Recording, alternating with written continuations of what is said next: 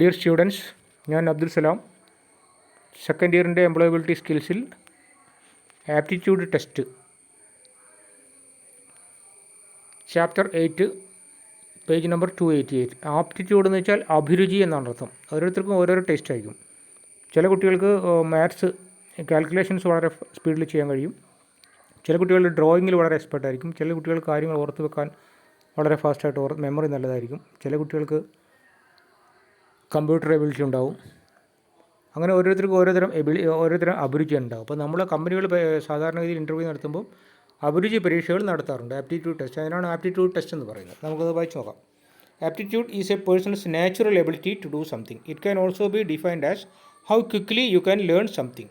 Four example, some trainees find mathematics very easy while others do not. Some trainees are very good in drawing but others are not. ഇപ്പോൾ ചില കുട്ടികൾ maths ഫാസ്റ്റായിട്ട് ചെയ്യും, ചില കുട്ടികൾ drawing നന്നായിട്ട് ചെയ്യും.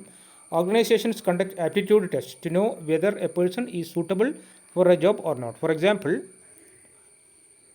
when an organization is recruiting for a customer service job, they would want a candidate who is pleasing, polite and has good communication skill. അപ്പോൾ ഒരു കമ്പനി റിക്രൂട്ട് ചെയ്യുന്നത് ഒരു കസ്റ്റമർ സർവീസ് എക്സിക്യൂട്ടീവിനെ ആണെങ്കിൽ കസ്റ്റമറുമായിട്ട് ഇൻട്രാക്ട് ചെയ്യുന്നതാണ്. അപ്പോൾ നല്ല പ്ലീസിങ് പേഴ്സണാലിറ്റിയുള്ള ആളായിരിക്കണം, നല്ല കമ്മ്യൂണിക്കേഷൻ സ്കില്ലുള്ള ആളായിരിക്കണം, നല്ല മര്യാദയോടുകൂടി പൊളൈറ്റായിട്ട് പെരുമാറാൻ പറ്റുന്ന ആളായിരിക്കണം. ഇതാണ് അപ്പോൾ അതിനുള്ള ആപ്റ്റിറ്റ്യൂഡ് ആണ് അവർ പരിശോധിക്കുക. On the other hand, an organization recruiting an engineer would want to test the numerical and reasoning ability of the candidate. ഒരു എഞ്ചിനീയറാണ് റിക്രൂട്ട് ചെയ്യുന്നതെങ്കിൽ പ്ലീസിങ് പേഴ്സണാലിറ്റികളെക്കാളും കൂടുതൽ നോക്കുന്നത് കാൽക്കുലേഷൻ എത്ര ഫാസ്റ്റായിട്ട് ചെയ്യാൻ കഴിയും, റീസണിങ് എബിലിറ്റി എങ്ങനെയുണ്ട് എന്നൊക്കെ ആയിരിക്കും.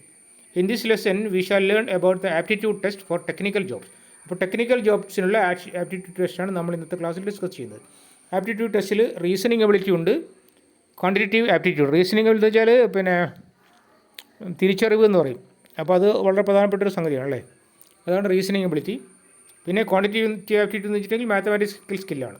ഇതിൽ reasoning ability and quantitative aptitude രണ്ട് രീതിയിൽ നോക്കുന്നുണ്ട്. ഇനീക്വാലിറ്റി, റീസണിങ് എബിലിറ്റിയിൽ അത് മാത്തമാറ്റിക്സ് സ്കില്ലല്ല പലപ്പോഴും നോക്കുന്നത്. ഇപ്പോൾ ഇനീക്വാലിറ്റി ഈക്വൽ ആണ് അല്ലെങ്കിൽ ഈക്വൽ അല്ല, അല്ലെങ്കിൽ ഒരു സീരീസ് ഓഫ് നമ്പേഴ്സ് തന്നിട്ടുണ്ടാവും, അല്ലെങ്കിൽ സിലോജിസം, അത് വേറെ രീതിയിലുള്ള ടെസ്റ്റ് ഇതാണ്, അല്ലെങ്കിൽ ബ്ലഡ് റിലേഷൻഷിപ്പ് തന്നിട്ടുണ്ടാവും, മദറാണ് ഫാദറാണ് എങ്ങനെ കണ്ടുപിടിക്കുന്നതാണ്. ഇനിയും ആപ്റ്റിറ്റ്യൂഡ് ടെസ്റ്റിൽ വരുന്നത് ക്വാണ്ടിറ്റേറ്റീവിൽ സിംപ്ലിഫിക്കേഷൻ, ലഘൂകരിക്കുക, അല്ലെങ്കിൽ speed and distance calculation, time, percentage, profit loss, ഇതെല്ലാം കാൽക്കുലേറ്റ് ചെയ്യുന്നതായിരിക്കും ഇതിൽ വരുന്നത്. ഇനിയിപ്പോൾ ഇതിൽ കുറച്ച് ടെസ്റ്റുകൾ എക്സാമ്പിൾസ് കാണിച്ചിട്ടുണ്ട്. ഇനീക്വാലിറ്റീസ് എങ്ങനെയാണ് നോക്കുക. Inequalities is a very important topic in reasoning.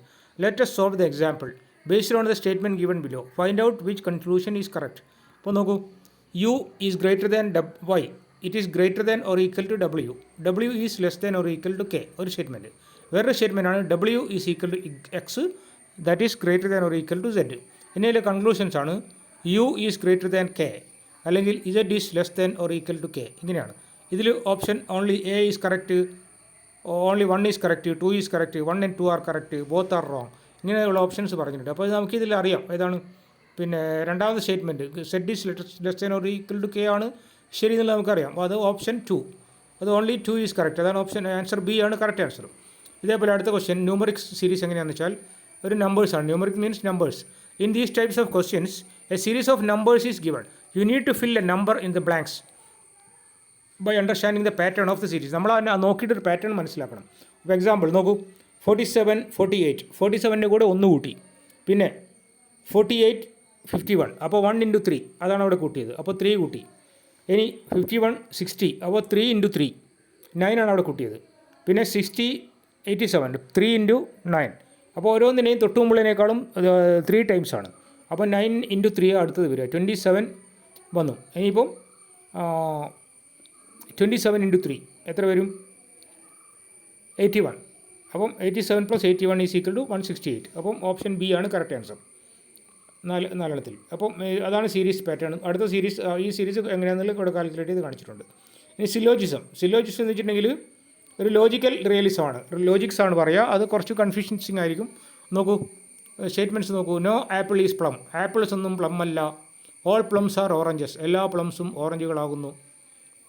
All oranges are mangoes, എല്ലാ ഓറഞ്ചുകളും മാംഗോകളാണ്. അത് നമ്മളോട് പറയുകയാണ്.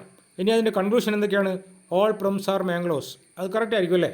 കാരണം ഓൾ പ്ലംസ് ആർ ഓറഞ്ചസ് ആണ്, ഓൾ ഓറഞ്ചസ് ആർ മാംഗോസ് ആണ്. അപ്പോൾ സ്വാഭാവികമായിട്ടും ഓൾ പ്ലംസ് ആർ മാംഗോസ് റെഡിയാണ്. ഇനി അറ്റ്ലീസ്റ്റ് സം മാംഗോസ് ആർ, അതും കറക്റ്റ് ആണല്ലേ. അപ്പോൾ ഈ രണ്ട് കൺക്ലൂഷൻ ശരിയാണ്. ഇനിയിപ്പോൾ ഇതിന് ഓപ്ഷൻ നോക്കൂ. Only 1 is correct, only 2 is correct, both options are correct. അതാണ് ഓപ്ഷൻ സി, അതാണ് കറക്റ്റ് ആൻസർ അല്ലേ. ഇനിയിപ്പം ബ്ലഡ് റിലേഷൻ രക്തബന്ധം എങ്ങനെയാണെന്ന് നോക്കൂ. ഇതാണ് ഇപ്പോൾ നമ്മൾ പറഞ്ഞാണ് സിലോഗിസ് എന്ന് പറയുന്നത് കേട്ടോ. സിലോജിസത്തിൻ്റെ എക്സാമ്പിളാണ് ഈ കാണിച്ചത്. ഇനി അടുത്തത് ബ്ലഡ് റിലേഷൻഷിപ്പ് നോക്കൂ, കുറച്ചും കൂടി കൺഫ്യൂസിംഗ് ആണ്.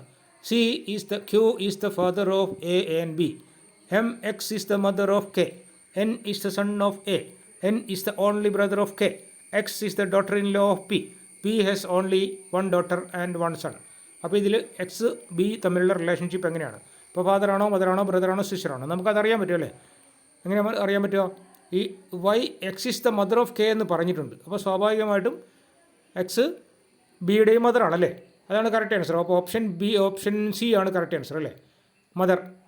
ഇനി അടുത്ത ക്വസ്റ്റ്യൻ സിംപ്ലിഫിക്കേഷനാണ്. In these types of questions you have to calculate the simplest form of an equation.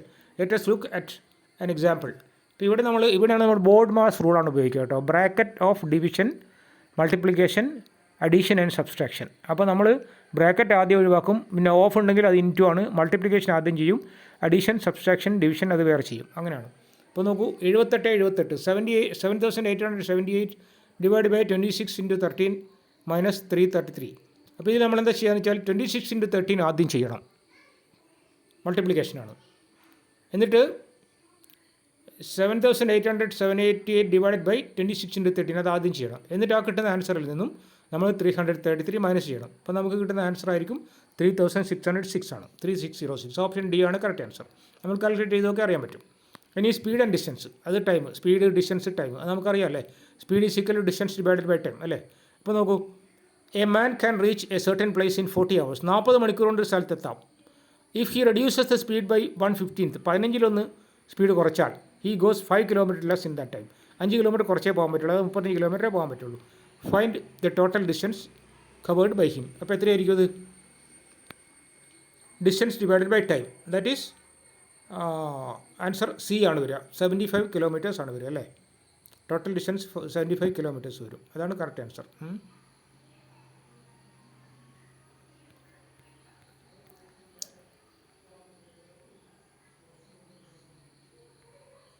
അത് അവിടെ ഡെമോൺസ്ട്രേഷൻ ചെയ്ത് കാണിച്ചിട്ടുണ്ട്. Reducing the speed, distance equal to distance -5 kilometre, speed is equal to S × 4/5 km/h, distance by speed. അത് ലാസ്റ്റിലെത്തുമ്പോഴത്തേക്കും distance by speed is equal to ആ answer എത്തും. ഇനി question 7, ഇതെല്ലാം നമുക്ക് കാൽക്കുലേഷൻസ് ചെയ്യാനുള്ളത്, അതുകൊണ്ട് ഞാൻ കൂടുതൽ വേഗത്തിൽ പോവുകയാണ്. Solve the problem. A person travelled 132 kilometre by auto. 132 kilometre ഓട്ടോറിക്ഷയിലും 852 കിലോമീറ്റർ ട്രെയിനിലും 248 കിലോമീറ്റർ മോട്ടോർ സൈക്കിളിലും സഞ്ചരിക്കുകയാണ്.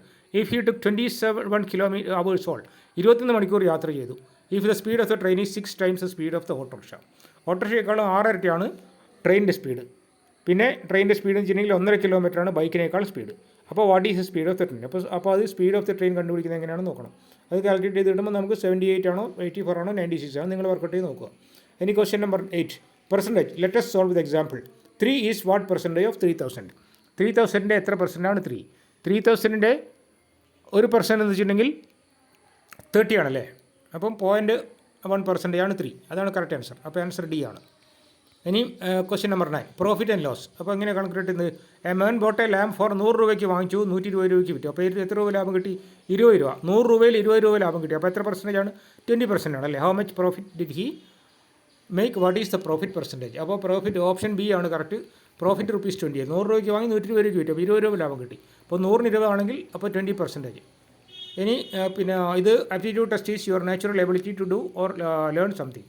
അതാണ് ആപ്റ്റിറ്റ്യൂഡ് ടെസ്റ്റ് എന്ന് വെച്ചിട്ടുണ്ടെങ്കിൽ നമ്മുടെ അഭിരുചിക്കാണ് ആപ്റ്റിറ്റ്യൂഡ് എന്ന് പറയുന്നത് അല്ലേ.